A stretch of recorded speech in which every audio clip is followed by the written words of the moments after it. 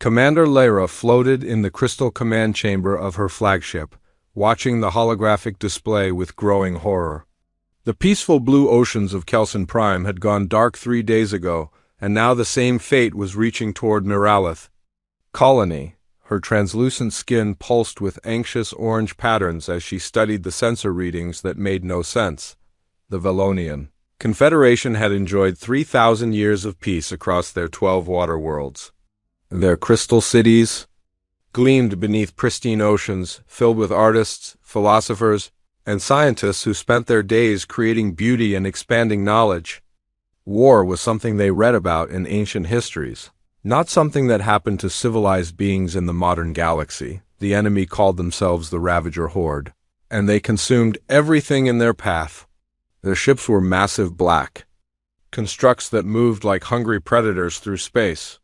When they reached a world, they would strip it bare of all life and resources, leaving behind nothing but a dead rock floating in the void. The survivors who escaped Kelson Prime described machines that fed on organic matter and turned planets into mobile factories for more war machines. Lyra's communication officer, a young Valonian named Kale, approached with his skin flickering, nervous purple patterns. He had been monitoring emergency channels across their territory for days, and the news grew worse with each report. "Commander, we just lost contact with Miralath Colony. The last transmission showed Ravager ships entering their system." The command chamber fell silent except for the gentle hum of the ship's bioluminescent panels. Lyra knew that Miralath housed over 2 million Valonians, including some of their greatest artists and thinkers. The colony's floating gardens had been the pride of their civilization for 8 centuries. Now they were gone, consumed by machines. That turned beauty into fuel for destruction. Chief Scientist Nira swam forward, her elderly form moving with practiced grace. Her skin showed the deep blue patterns of serious concern as she spoke. "Commander, our defensive capabilities are insufficient. Our ships carry mining lasers and basic shields designed for asteroid work and space exploration. The Ravager vessels have armor that could resist our heaviest weapons for hours." Lyra understood the terrible mathematics of their situation. The Valonian fleet consisted of exploration ships, cargo haulers, and research vessels. They had no military tradition, no weapons designed for war, and no experience fighting an enemy that viewed their entire species as nothing more than resources to be harvested. If the pattern continued, the Ravagers would reach their capital, World of Aquatica, within 2 weeks. The desperate decision came during an emergency session of the Valonian Council. The 12 representatives from their surviving worlds appeared as shimmering holograms around the circular chamber, their bioluminescent displays creating a rainbow of fear and desperation.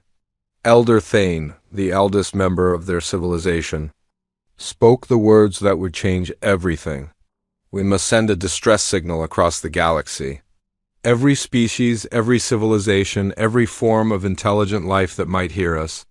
Someone must be willing to help." The decision was unanimous, though many council members expressed doubt that any species would risk their own safety for strangers. The galaxy was vast, and most civilizations focused on their own survival rather than helping distant neighbors. Still, the alternative was extinction, and even a small chance of rescue was better than waiting to die. Kale worked for 6 hours to compose the message, encoding it in every known communication protocol and language database. The signal would reach hundreds of star systems, broadcasting on frequencies used by dozens of different species. The message was simple and desperate, explaining their situation and begging for any assistance that could be provided. The responses began arriving within days, and most brought disappointment. The Altarian Republic sent polite regrets, explaining that their territory was too far away to provide meaningful assistance. The Crystal Collective offered to preserve Valonian cultural artifacts in their archives, but had no military forces to spare. 3 different species simply ignored the message entirely. Then came a transmission that made everyone in the command chamber stop what they were doing. The signal originated from a star system that most civilizations considered uninhabitable, located in what their databases labeled as a dead zone of space. The species identification came back as human from a planet called Terra. Captain Ross of the Terran Deep Space Communication Array spoke with a voice that sounded calm and professional, but there was something underneath that made Lyra's skin flicker with uncertainty. His words were brief and direct, without the flowery, diplomatic language that most species used for first contact situations. "We have received your distress signal and analyzed the threat data you provided. We have dealt with extinction-level scenarios before and are prepared to offer assistance. Transmitting fleet coordinates and approach vectors. Prepare for arrival in 72 standard hours. Maintain defensive positions around your remaining populated worlds." The message ended as abruptly as it began, leaving the Valonian command staff staring at each other in confusion. 72 hours seemed impossibly fast for interstellar travel across such a vast distance. Most species required weeks or months to move significant forces between star systems, yet these humans claimed they could reach Valonian space in 3 days. Nira pulled up their database entries on the human homeworld and found information that made her skin pulse with worried yellow patterns. Terra was classified as a death world, with environmental conditions that would kill most known species within hours. Extreme temperature variations, violent weather systems, high radiation levels, and atmospheric composition that was toxic to most life forms. The fact that any species could evolve in such conditions suggested they might be very different from the peaceful Valonians. More concerning was the lack of detailed information about human society and technology. Their star system was so remote and dangerous that few exploration missions had ever attempted to study it. The scattered reports that did exist described a species that had survived multiple extinction events on their homeworld and had developed advanced technology despite living in one of the most hostile environments in the galaxy. Lyra found herself wondering if they had made a terrible mistake. The Ravagers were an obvious threat that wanted to consume their civilization, but these humans were completely unknown. What kind of species could travel across the galaxy in 3 days and spoke about extinction-level scenarios with such casual confidence? The waiting began, and it was the longest 72 hours in Valonian history. Long-range sensors showed Ravager forces continuing to advance through their territory, systematically destroying everything in their path. 2 more colonies went silent while they waited for the mysterious human response. The surviving Valonian worlds were in full evacuation mode, loading their most precious cultural artifacts and civilian populations onto any available ships. As the deadline approached, every sensor array in the system was focused on the coordinates the humans had provided. Lyra stood in her command chamber, surrounded by her senior staff, watching displays that showed empty space where their salvation was supposed to appear. Some of her officers had begun to whisper that the humans were never coming, that their message had been some kind of cruel joke. Then the sensors detected something that defied everything the Valonians thought they knew about space travel. Reality itself seemed to twist and bend at the designated coordinates, and ships began emerging from what looked like tears in the fabric of space itself.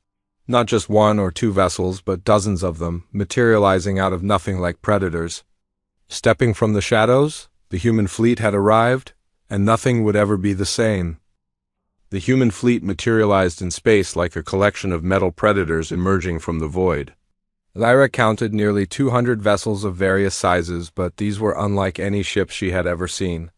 Where Valonian vessels were graceful curves designed to move through water and space with artistic beauty, these human ships were all sharp angles and brutal efficiency. Heavy armor plating covered every surface, and weapon systems bristled from countless mounting points along their hulls. The largest ships were massive constructs that looked more like mobile fortresses than exploration vessels. Even their smallest fighters carried more firepower than most Valonian cargo haulers.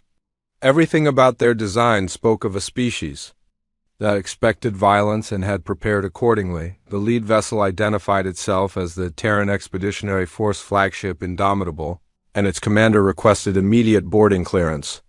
Admiral Kane wanted to meet face-to-face with Valonian leadership to discuss tactical options.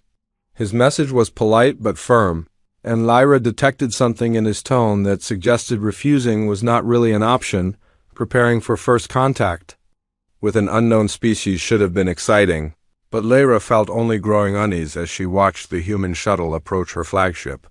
The small craft was armored like a military assault vehicle and bristled with defensive systems that could probably destroy most Valonian ships. Even their diplomatic transport was designed for war. Admiral Kane emerged from the shuttle airlock, followed by 6 human officers, and Lyra immediately understood why their ships looked so threatening. Humans were tall, muscular beings with forward-facing eyes that constantly scanned for threats. They moved with predatory grace, and even in what was supposed to be a peaceful meeting, they carried weapons openly on their belts. The cultural shock was immediate and mutual. Lyra and her staff were graceful aquatic beings who communicated partially through bioluminescent patterns across their translucent skin. They had evolved in peaceful underwater cities where cooperation and harmony were essential for survival. The humans were clearly land predators who had fought their way to the top of their world's food chain through violence and aggression. Kane studied the Valonian command center with professional interest, but Lyra could see him noting the complete absence of tactical stations, weapons control systems, or defensive coordination equipment. To human eyes, the Valonian flagship must have looked like a research vessel pretending to be a warship. The admiral's expression grew more concerned as he realized how completely unprepared the Valonians were for real combat. The briefing began with Lieutenant Torres, the human intelligence officer, presenting their analysis of the Ravager threat. In less than 72 hours, the humans had accomplished what Valonian scientists had been trying to do for weeks. They had intercepted Ravager communications, decoded their language protocols, analyzed their technology, and mapped their strategic objectives. Torres displayed holographic images of Ravager ships with detailed technical specifications, including weapons capabilities, shield frequencies, armor thickness, and structural weak points. She explained that the machines operated through a hive-mind intelligence that coordinated their attacks with mathematical precision. Most disturbing was her assessment that the Ravagers viewed organic life as nothing more than fuel for their expansion across the galaxy. The human tactical analysis was comprehensive and terrifying. They had identified 17 different Ravager ship classes, mapped their command structure, and calculated resource requirements for their manufacturing processes. Kane explained that his people had fought similar threats before and understood how to defeat machine intelligences that relied on numerical superiority and collective coordination. What unsettled Lyra most was how casually the humans discussed concepts that made her skin flash with horror. They spoke about acceptable casualty rates and strategic sacrifice zones, as if losing ships and crews was just part of normal planning.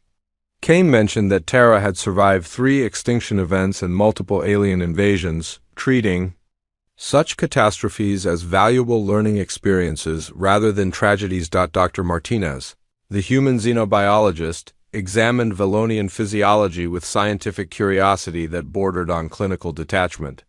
She took readings with devices that seemed to understand Valonian biology better than their own medical equipment.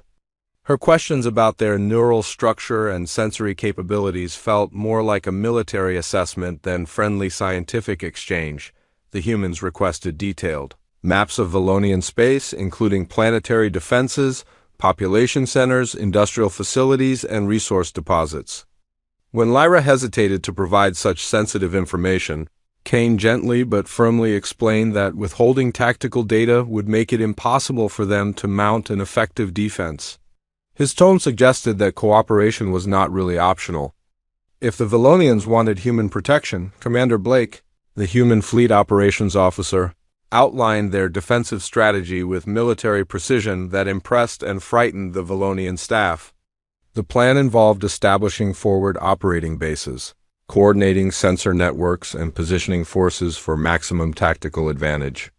Everything was calculated with mathematical precision, from ammunition supplies to crew rotation schedules. The humans also brought disturbing news about the wider galaxy. According to their intelligence networks, the Ravager horde was just one of several hostile forces currently expanding across different sectors. Humanity was apparently fighting multiple conflicts simultaneously against various aggressive species that viewed peaceful civilizations as easy prey. Kane shared tactical data about other threats the Valonians had never heard of, including machine collectives, parasitic hive minds, and predatory empires that specialized in enslaving entire species. The galaxy was apparently much more dangerous than the Valonians had ever imagined, filled with civilizations that viewed war as natural and conquest as acceptable policy. The meeting concluded with Kane requesting permission to begin establishing human military installations throughout Valonian space. He explained that effective defense required forward positioning, early warning systems, and strategic resource stockpiles. The request was reasonable from a tactical perspective, but it meant accepting permanent human military presence in their territory. Lyra found herself facing an impossible decision. The humans offered genuine protection from the Ravager threat, but accepting their help meant acknowledging that her peaceful civilization was completely dependent on these alien warriors. The Valonians would essentially become a protected client state under human military oversight. As the human delegation prepared to return to their ships, Kane delivered news that made everyone in the command chamber stop breathing. Long-range sensors had detected massive Ravager fleet movements converging on Valonian space. The enemy was no longer content with picking off isolated colonies but was preparing for full-scale invasion with overwhelming force. The main Ravager fleet consisted of over 2,000 ships, including factory vessels capable of converting entire planets into more war machines. The timeline for their arrival was less than 1 week, meaning the Valonians had to decide immediately whether to trust their fate to these intimidating human allies. Kane's final words left no doubt about the gravity of their situation. The approaching Ravager force was large enough to sterilize every Valonian world within days once they arrived. Conventional defense was impossible, and evacuation would only delay the inevitable. The only option was to accept human protection and hope that these deadly aliens were truly committed to defending their new clients. As the human shuttle departed, Lyra stared at the tactical displays showing both the approaching Ravager fleet and the human ships taking defensive positions throughout their system. Her people had called for help and received it, but the price was their independence and innocence. The gentle Valonians were about to learn what it meant to be protected by a species that viewed warfare as a natural state of existence. The Ravager horde emerged from hyperspace like a swarm of mechanical locusts descending on their prey. Over 300 ships materialized around Aquatica Prime, each one larger than the biggest Valonian vessel ever constructed. Their hulls were scarred black metal that seemed to absorb light, and they moved with the coordinated precision of a single massive organism hunting for food. Lyra watched from her command center as the enemy fleet assumed their standard attack formation. Intelligence reports from other worlds had described this pattern many times, and it never failed. The Ravagers would overwhelm planetary defenses through sheer numbers, land-ground forces to begin harvesting operations and strip the world bare. Within 72 hours, Admiral Kane stood beside her, studying the tactical displays with calm professional interest. That seemed completely inappropriate for watching the beginning of an extinction event. His human officers monitored their instruments with the same detached efficiency, occasionally making notes or adjusting readings as if they were observing an interesting scientific experiment rather than planetary assault. The Ravager bombardment began exactly as predicted, with hundreds of energy beams lancing down toward the floating cities of Aquatica Prime, defensive shields that had protected Valonian civilization for centuries flared and died under the sustained assault. Emergency evacuation signals flooded the communication channels as millions of civilians fled toward underground shelters that everyone knew would provide only temporary protection. What shocked Lyra was that Kane ordered the human fleet to maintain position and take no action. The massive Terran warships sat motionless while Ravager forces pounded Valonian cities into rubble. Her skin flashed angry red patterns as she demanded to know why their supposed allies were allowing the destruction to continue without interference. Kane's response was disturbing in its clinical detachment. The humans were gathering tactical data by observing Ravager attack patterns, weapon capabilities, and coordination protocols. Lieutenant Torres and her analysis team had been studying every aspect of the enemy assault for the past 18 hours, identifying weaknesses and developing countermeasures. Based on real combat observations, the human intelligence operation was comprehensive and terrifying. They had intercepted Ravager communications, analyzed their targeting priorities, mapped their command structure, and calculated exact specifications for their weapons and shields. Torres explained that allowing the initial assault to proceed gave them invaluable information about enemy capabilities that would be crucial for future engagements from a military perspective. Kane's strategy made perfect sense, but watching helplessly while her people died felt like a betrayal of everything the Velonians believed about protecting innocent life. The humans viewed acceptable losses as necessary components of effective tactics, while Velonian culture considered every death a tragedy that must be prevented at any cost. When the human fleet finally engaged, the transformation was immediate and shocking. Ships that had been floating passively suddenly exploded into coordinated action with mechanical precision. Captain Mitchell led his squadron in a flanking maneuver that appeared from nowhere, striking Ravager vessels from angles they had not anticipated or prepared to defend. The human attack was unlike anything Lyra had ever witnessed. Their ships moved through space like apex predators that had been waiting patiently for the perfect moment to strike. Weapon systems that dwarfed anything in Velonian experience sent devastating energy beams that punched through Ravager armor like it was paper. Explosions blossomed across the enemy formation as ship after ship disappeared in expanding clouds of superheated debris. Commander Blake's heavy cruisers punched through the Ravager front lines with concentrated firepower that turned massive enemy vessels into scrap metal within seconds. The humans had identified critical structural weak points and focused their assault on systems that would cause maximum damage with minimum ammunition expenditure. Every shot was calculated for optimal effect. What truly frightened Lyra was the casual attitude human crews displayed while orchestrating massive destruction. They coordinated strikes that eliminated dozens of enemy vessels using the same calm professional tones they might use for routine maintenance procedures. Death and destruction on an unimaginable scale was apparently just another day at work. For these terrifying aliens, the tactical coordination was flawless. Human ships moved in perfect formation, each vessel knowing exactly where its companions would be and what they would be doing at any given moment. Their communication protocols were efficient and precise, with no wasted words or unnecessary chatter during combat operations. They fought like components of a single massive war machine. When a group of Ravager ships attempted to retreat from the devastating human assault, Kane immediately ordered pursuit and total destruction.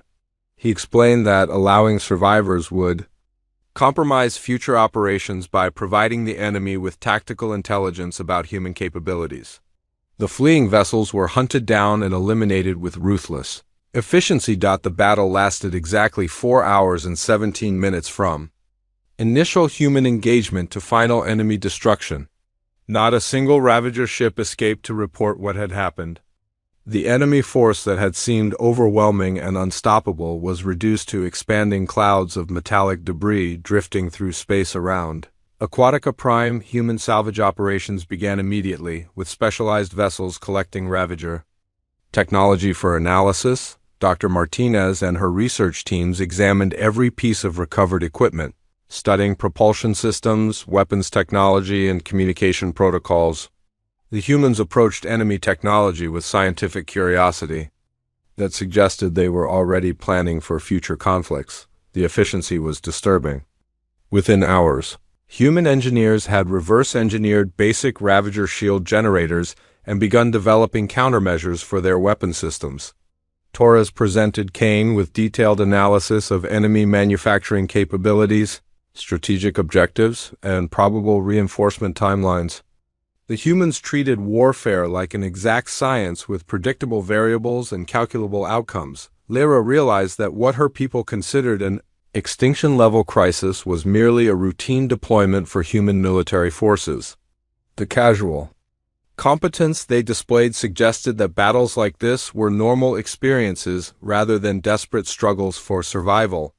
Humanity apparently lived in a universe where overwhelming force and tactical excellence were daily necessities. The celebration among Valonian survivors was muted by growing awareness of what they had witnessed. Their rescuers had demonstrated capabilities that redefined everything they thought they knew about warfare and technology. The humans had not just defeated the Ravagers, but had done so with such overwhelming superiority that the enemy threat seemed almost trivial in comparison. Kane's final briefing contained news that transformed relief into new fear. Long range. Sensors had detected massive fleet movements in distant Ravager territory. The main enemy force, consisting of over 2,000 ships, had changed course and was heading directly toward Valonian space. The real war was about to begin, and what they had just witnessed was merely a preliminary skirmish. The humans began preparing for the larger conflict with the same methodical efficiency they had shown during the battle. Forward operating bases were established, sensor networks were deployed, and supply lines were secured.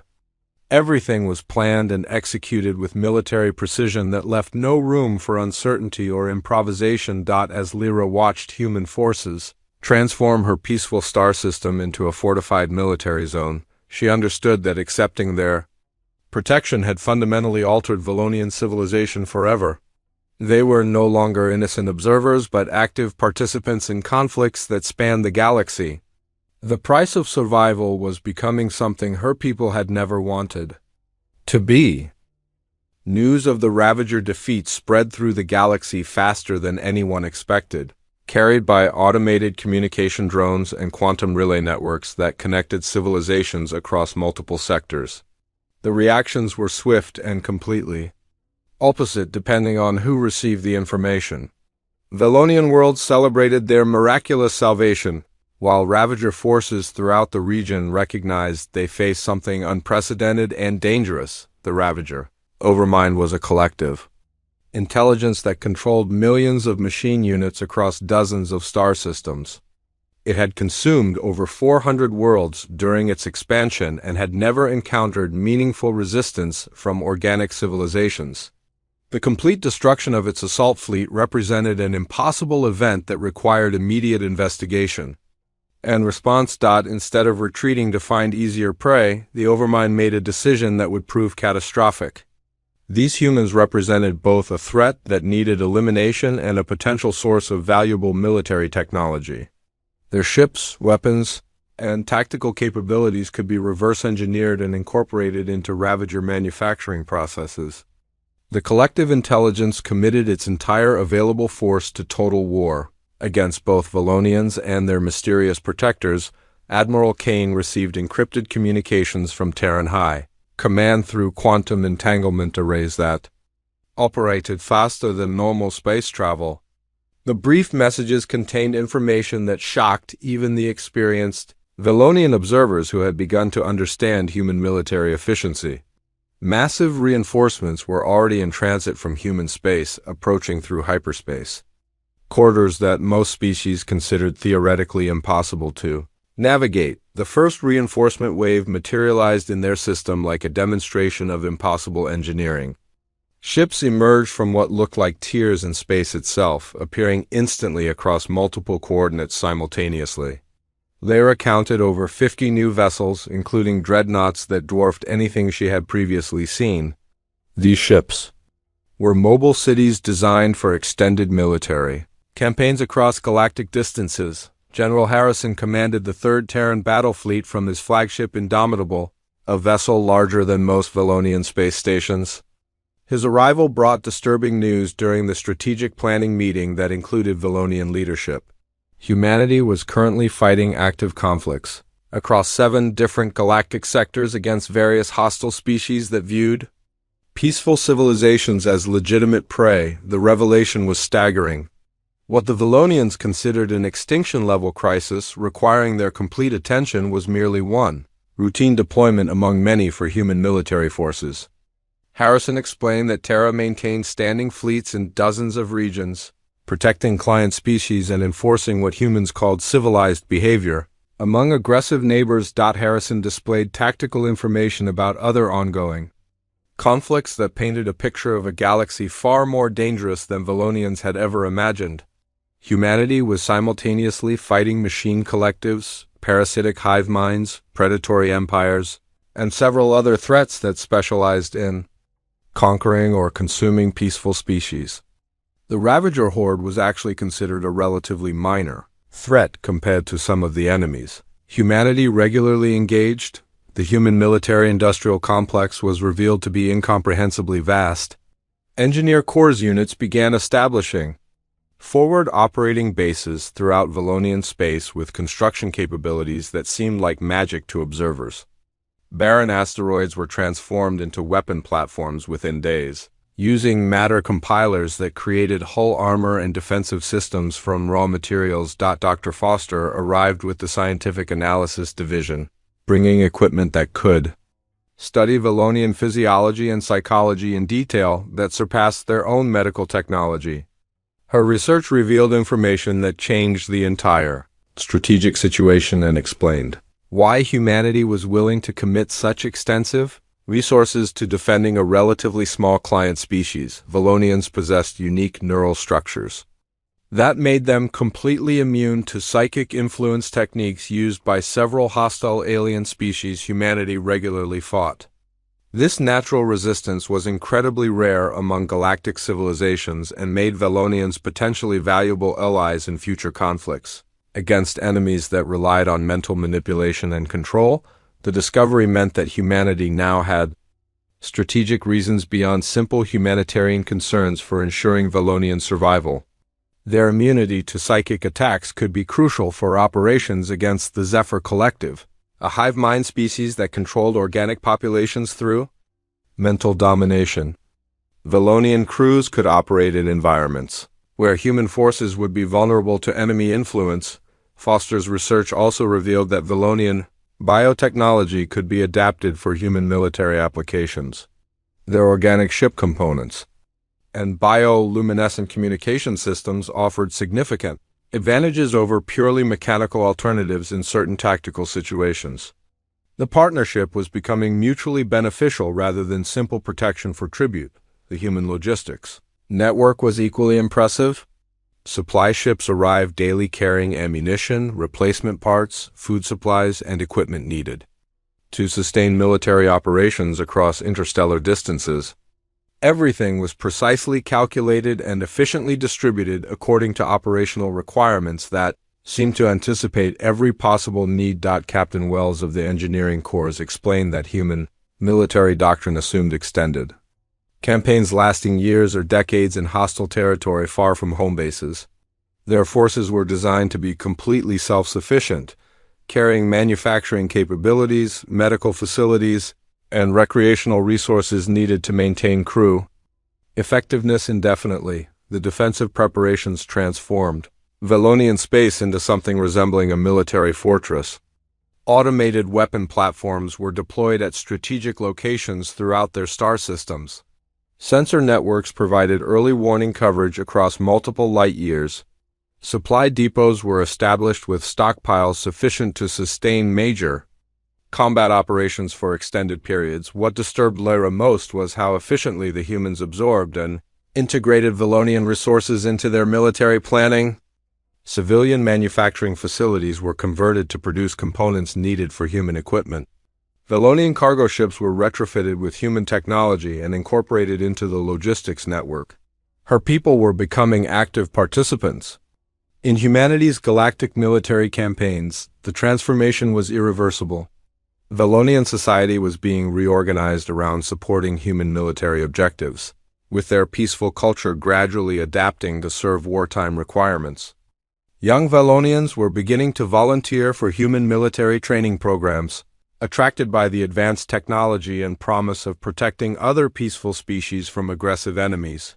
General Harrison's final briefing contained intelligence that made everyone understand the true scope of what was approaching. The main Ravager fleet was not just 2,000 ships as previously estimated, but over 5,000 vessels including the Overmind's personal flagship.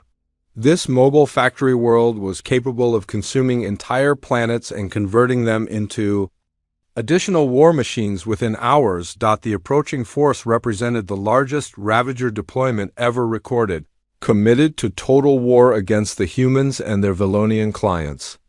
The Overmind had apparently decided that acquiring human military technology was worth risking its entire civilization in direct confrontation. The final battle would determine whether organic life or machine intelligence would dominate this entire region of the galaxy. Human preparations continued with methodical efficiency that left no detail unplanned. Every weapon system was tested and calibrated. Every crew member understood their role in the complex tactical coordination required for the coming engagement. The humans approached the greatest threat in Valonian history with the same professional competence they showed for routine operations. Lyra realized that her people had become part of something much larger than protecting their own worlds. They were now junior partners in humanity's galaxy-spanning effort to preserve peaceful civilizations against forces that viewed conquest and consumption as natural rights. The price of survival was transformation into something they had never chosen to become. The final Ravager assault began with a display of force that darkened the entire star system. Over 5,000 ships emerged from hyperspace in perfect formation, their black hulls blocking out starlight as they assumed attack positions around every Valonian world simultaneously. The Overmind's flagship appeared last, a mobile factory world the size of a small moon that pulsed with malevolent energy. Lyra watched the enemy deployment from the command center of the human flagship Indomitable, where General Harrison had invited Valonian leadership to observe the battle that would determine their civilization's fate. The massive Ravager fleet represented the largest military force ever assembled in their region of the galaxy, and its purpose was the complete extermination of both species. The Overmind itself was a collective intelligence that controlled every Ravager unit through quantum entanglement networks. Its flagship contained the processing cores that coordinated millions of machines across multiple star systems, making it the nerve center of their entire civilization. Destroying the Overmind would cripple every Ravager force throughout the region, but reaching it would require penetrating the most heavily defended position in known space. Harrison's battle plan was complex beyond Valonian comprehension, involving simultaneous strikes across 17 different vectors with timing coordinated down to microseconds.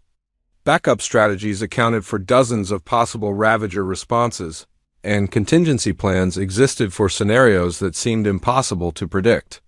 Every human officer understood their role in an operation that required perfect execution to succeed.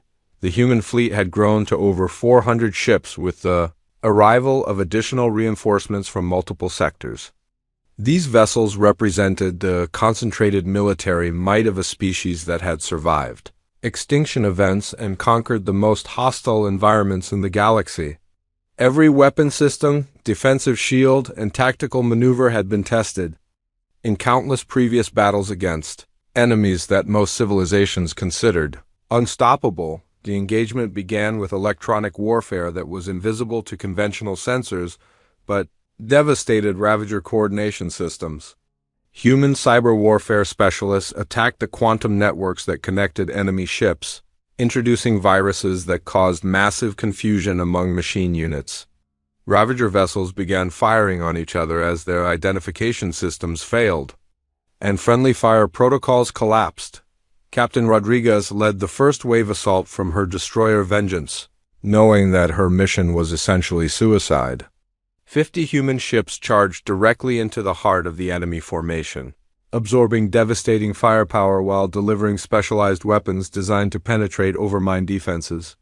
The casualties were horrific, with 60% of the assault force destroyed within minutes, but they succeeded in creating a corridor through the enemy lines. The weapons humanity unleashed were beyond Valonian understanding. Planet-killer missiles that tore holes in space-time itself, creating gravitational anomalies that crushed Ravager ships like insects. Quantum torpedoes that phased through shields and armor to detonate inside enemy vessels, turning their own power sources into devastating explosions. energy beams that drew power directly from stellar radiation, making them impossible to exhaust or counter. Dr. Foster's research into Valonian neural immunity proved crucial during the final assault. The Overmind attempted to disable human crews through psychic attacks that had worked against other species, but Valonian officers aboard human ships remained unaffected. Their presence allowed critical systems to continue functioning even when human personnel were temporarily incapacitated. The battle raged across the entire star system with destruction on a scale that dwarfed previous conflicts. Entire squadrons of ships vanished in coordinated explosions that lit up space like new stars being born. The Ravager numerical advantage slowly eroded under sustained human assault, but the Overmind's flagship remained protected by defensive systems that had withstood every attack. Rodriguez's final assault on the Overmind flagship became legend among both species. Her crippled destroyer, accompanied by the surviving ships of her squadron, made a desperate run through walls of defensive fire that should have been impossible to penetrate. The human crews knew they were dying but continued their mission with determination that horrified and inspired their Valonian observers. The Nova Bomb Rodriguez delivered to the Overmind's core was humanity's most devastating weapon, designed specifically for targets that conventional firepower could not destroy. The explosion didn't just eliminate the flagship but created a cascade failure that propagated through every quantum network the collective intelligence used to control its forces. The death of the Overmind was transmitted instantly to every Ravager unit across multiple star systems. 5,000 enemy ships went silent simultaneously as their controlling intelligence died. The vast Ravager fleet became nothing more than drifting hulks filled with inactive machines that would never threaten anyone again. Human forces methodically destroyed every derelict vessel to prevent any possibility of the Overmind reconstituting itself from surviving components. The victory celebration was muted by the cost of achieving it. Humanity had lost over 40 ships and 8,000 personnel in the final battle. Casualties they accepted with the same professional calm they had shown throughout the conflict. Memorial services were brief and efficient, honoring the dead while focusing on practical concerns like casualty replacement and equipment recovery. Commander Lyra surveyed the aftermath with emotions she couldn't express through her species' bioluminescent displays. Her people were safe from the Ravager threat, but she had witnessed destruction on a scale that fundamentally changed her understanding of the universe. The humans had saved them, but the price was learning that the galaxy was far more dangerous and violent than Valonians had ever imagined. The post-battle briefing revealed the true extent of how their relationship with humanity would continue. Admiral Kane presented the Valonians with a choice that would define their civilization's future. Terra was prepared to offer continued protection and alliance, but it came with obligations that would transform their society permanently. The terms were reasonable but comprehensive. Valonians would contribute to humanity's ongoing military campaigns against other hostile species, providing their unique psychic immunity and biotechnology expertise for operations across the galaxy.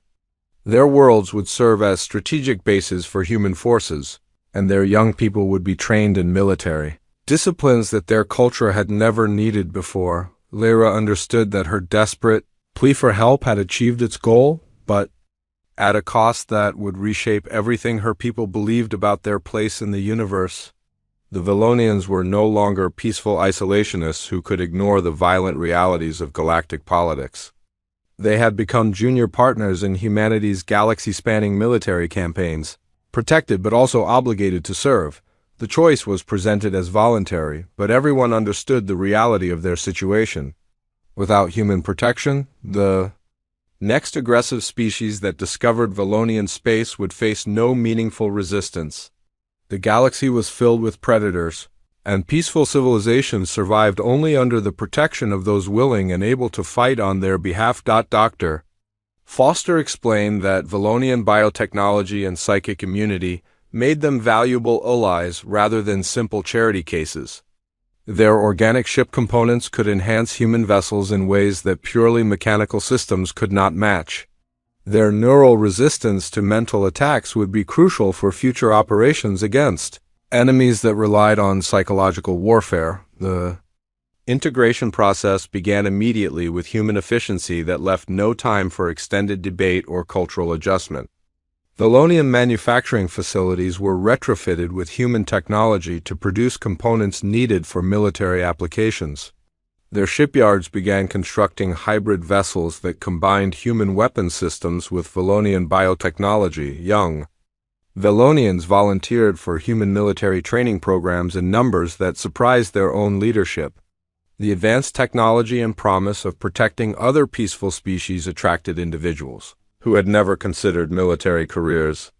These volunteers would become the first generation of Valonian warriors, trained in combat disciplines their ancestors had never needed. The transformation was visible in every aspect of their society.